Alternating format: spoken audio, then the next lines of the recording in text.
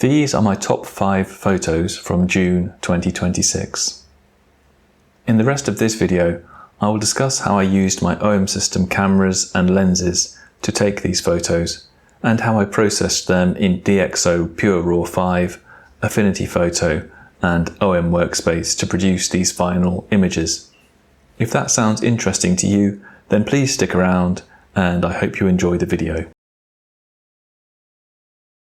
Photo 1. Crane Fly. I spotted this crane fly resting in a flower and decided to take a shot with my 150mm f2.8 Sigma macro lens using my OM System OM1ii.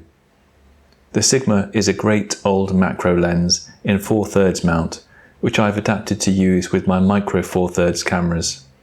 I have made a couple of videos already talking about using this lens for wildlife and macro, which I will link to here. The lens will autofocus on my OM1ii, but for this type of shot I will typically use manual focus, as the autofocus is not particularly fast or particularly reliable. Here I set the distance scale to 1:1 or thereabouts, and hand holding my camera I adjusted my position until the eye of the crane fly was in focus. Now, this magnificent lens will shoot at a maximum magnification of 1:1 on a full frame camera, or 2:1 equivalent on micro 4/3, so I could have got even closer, as you can see from this earlier shot I took using a slightly different composition. However, in the end I decided I preferred the photo taken at a greater distance, as I feel the composition works better at showing the crane fly in its environment with the structural elements of the flower. Also, this is a single shot of the crane fly taken at f8. Now, unlike some, I don't mind too much if less significant parts of the subject are out of focus in this type of image. But I do like the fact that in the selected image, the main body of the crane fly, including its closest antenna, is in focus, whereas in the other shot, the closer focusing distance and the angle of the camera to the subject means that more of the subject is out of focus. This shot reminds me of a photo I took of a similar subject a couple of years ago, only a few days after I first got this lens. This shot was taken on my EM1 Mark III. I like to think that the contrast between these two images shows that I have made a bit of progress in technique in the past 2 years, but maybe you should be the judge of that. Certainly I have taken a different approach to post-processing in the later image. I used DxO PureRAW 5 to process the image by removing noise, applying lens correction, and basic sharpening. I then applied some selective sharpening and other very minor edits in Affinity Photo, mostly to further sharpen the crane fly's eye, lighten the photo, and mute the colours somewhat. Finally, I would point out that this is a full frame image. I used the whole of the sensor to take this photo with no crop. Photo 2. Fly Bubbling. I spotted this fly resting on a common daisy. It was a warm day, although this was before the recent heat waves started. The fly caught my attention because it had a drop of water on its mouth. I've since learned that flies apparently move water in and out of their mouth parts in this way to cool down, in the same way that mammals sweat. At the time, I had no idea what was going on, other than the whole scene looked quite photogenic. Now, this shot was taken at the 1:1 setting on my Sigma 150mm f2.8 macro lens, which is the equivalent of 2:1 on my OM1ii. It is a slight crop of a single capture taken at f11. I did try an alternative composition from a greater distance, which shows more of the environment. But I decided that the tighter focus on the fly and water droplet makes for a better photo than the wider environmental shot. At the time of capture, my concern was to get as much of the fly's closest eye and the water drop in focus as possible. Hence, I shut down the aperture to f11. I do find that the lens is slightly less sharp at f11 than at f8, but the loss in sharpness is worth it in exchange for the greater depth of field. My other concern was to try to fit the whole dynamic range of the scene in a single exposure, which was quite challenging for a scene shooting a dark fly against the light against a background of bright white petals covered in water drops. I fixed the ISO at 200 to get the maximum dynamic range and underexposed by one stop to protect the highlights, hoping that I would be able to recover the shadows in post-processing.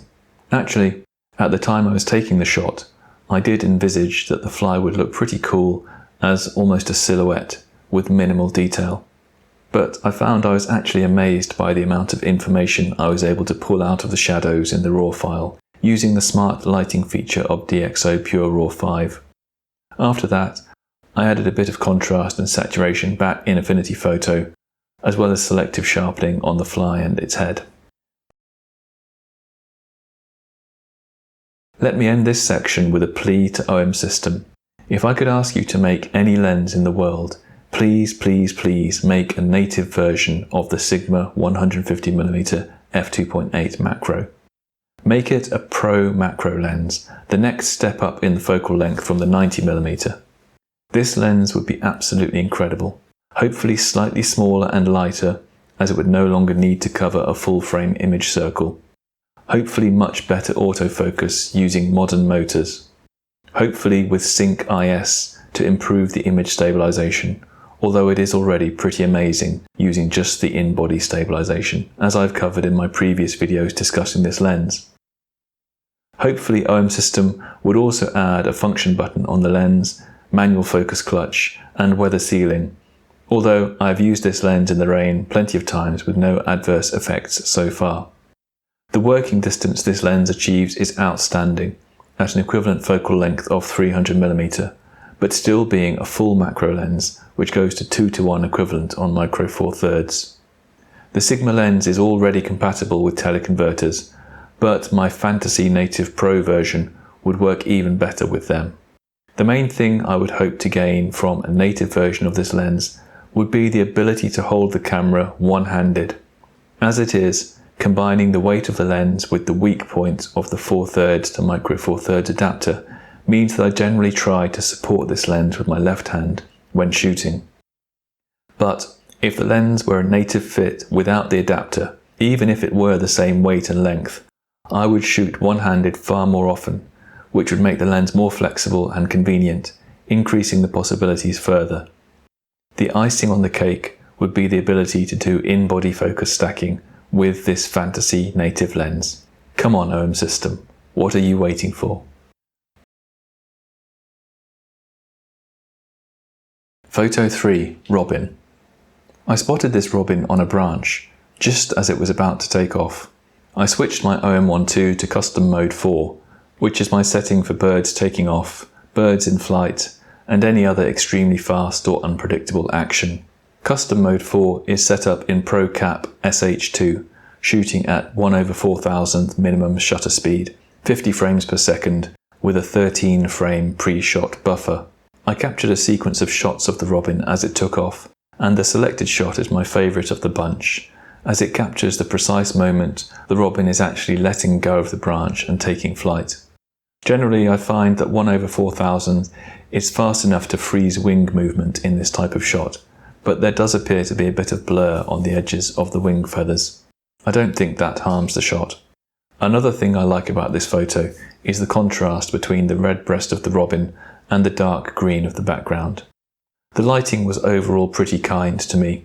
It was a sunny day, but there must have been some cloud cover at the moment the robin took off, because there is none of the harsh light there was an hour earlier when I took this photo of a dragonfly. Check out the blown highlights on the dragonfly's eye. Now, looking at this sequence of photos, the OM1ii has done fairly well here in keeping focus on the robin's eye during the takeoff sequence and flight. Unfortunately, this is not always the case. Most of the birds I shoot taking off from a branch or from the ground do a little jump and duck before they launch themselves into the air, and I have found that the OM1ii will often lose focus on the bird's eye at some point in that sequence. Generally, this seems to happen at the point when the bird does its little duck, which is slightly surprising because although it is a quick movement, the bird does not move a huge distance in the frame while ducking. I understand that it is not just OM System cameras which struggle with this type of shot, and hopefully the engineers at OM System are working on ways to fix this issue. In an ideal world, an improvement to the bird subject detect algorithm would be rolled out as a firmware upgrade. More likely than not, we will have to wait for a future OM1 Mark III, which will hopefully include this and many other attractive new features. Photo 4. Magpie with mouse. I spotted this magpie on a lunchtime walk. It was butchering what looks to have been a mouse. The magpie was in a garden surrounded by a low wall, which restricted how close I could get to take my shot. My view was slightly obscured by trees. When I first noticed the magpie, I was side on, but I walked around the wall to find a better angle and settled on the composition you see here. Again, I was shooting in my custom mode 4. The magpie was clearly about to take off, to carry the mouse away elsewhere, and I wanted a clean shot of the takeoff and flight. As it turned out, I preferred this shot of the magpie gathering the mouse up to any of the other shots I took of the magpie taking off or in flight. So what I would like to discuss with this shot is another feature request I would make for a future OM1 Mark III, shutter speed bracketing. The shutter speed of 1/4000 meant that the selected shot was taken at ISO 2000, whereas for this shot I could comfortably have got away with a shutter speed of 1/500, perhaps slower, which would have given an ISO of 250, just over base ISO. Whilst I'm not scared of shooting at high ISOs with my OM1ii, as I find that DxO PureRAW 5 is capable of pulling fine detail from feathers even in heavily cropped images at high ISOs. At base ISO, the OM1ii sensor is capable of impressive dynamic range. My shot of the fly bubbling demonstrates this. Also, by minimizing noise, shooting at lower ISOs enables you to crop more, as long as your shot is not marred by handshake or subject movement, effectively giving you more reach for situations when you physically cannot get closer to your subject, as was the case here. Therefore, my proposal would be for a shutter speed bracketing option for situations like this, so that I could tell my camera to take alternating shots at 2 or more separate shutter speeds, but maintaining the same exposure. So here, those shutter speeds would be 1/500 and 1/4000. I'm shooting in ProCap SH2, so the camera is taking 50 frames per second, so even splitting those frames between the different shutter speeds will give me a few options to choose from at 1/500 and 1/4000. I cannot see a way to do this on the OM1ii at the moment, and as far as I'm aware there is no other camera which enables you to do this. I think this would be a killer feature for OM System to introduce. And this shows that even without a new image sensor, there are more tricks which can be wrangled out of the current technology we already have. Photo 5. Spider with grasshopper. The action from which this shot was taken was quite a gory scene. Less bloody perhaps than the magpie decapitating a mouse, but more venomous, even more violent, and ultimately more impactful on me as I watched this scene unfold from a distance of 30 centimeters. Rather than 30 feet. I would make this shot a tribute to the Olympus 60mm macro lens, which is so compact and yet of such high quality that it truly deserves a place in my top 5 images from June. I slip this lens in my pocket when I go out with my bigger lens, just in case, and most of the time I don't even notice it's there. The fact that the lens is so small and light makes it easy to shoot from different angles, as in this case. Some of those angles being quite awkward, exploring different compositions to find the best background and the most striking image. The spider and the grasshopper are both tiny, and there was an incredible amount of movement as the spider's web shook due to the gusts of wind and the struggle of one with the other. This meant that I had to shoot with a higher shutter speed than I would like, 1/1000, and a higher aperture than I would like, f11, and a higher ISO than I would like, 3200. But with a lens of such high quality, even a heavy crop under these less than ideal conditions can create a compelling image. If you've made it this far, thank you very much for watching. Please do give me a like and a subscribe, and if you know anyone else who might enjoy this video, please do share it with them. I will catch you on the next video.